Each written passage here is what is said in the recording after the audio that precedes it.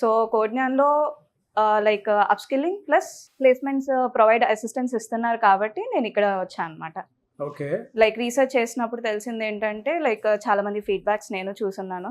చాలా మంది ఫీడ్బ్యాక్స్ చూసి అండ్ లైక్ వాళ్ళు ఏ ఫీల్డ్స్లో ఎంకరేజ్ చేస్తారు, లైక్ మన స్కిల్ ఎలా డెవలప్ చేస్తారు. ఫస్ట్ ఆఫ్ ఆల్ స్కిల్ ఎలా Okay. డెవలప్ చేస్తారు. డెవలప్ అనేది క్లాసెస్ చెప్పి ప్రాక్టీస్ చేస్తే అయిపోతుంది.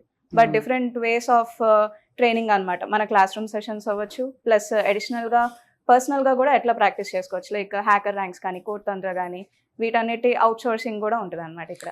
మరి మీరు ఇంత రియలిస్టిక్ గా చెప్తున్నారు కదా ఇక్కడ Yeah. వాతావరణం చూసి, బయట చాలా మంది వీడియో చూసిన తర్వాత ఇదంతా ఫేక్, ఎందుకు రావాలి, ఏదో అంటుంటారు, అసలే రెసెషన్ ఉంది, అక్కడంత ఇది ఉంటుందా అని చాలా మంది డైలమాలో ఉన్నారు. ఈవెన్ పేరెంట్స్ అయినా సరే అంటే ఒక రైట్ ఇన్స్టిట్యూట్ ని చూస్ చేసుకోలేకపోతున్నారు.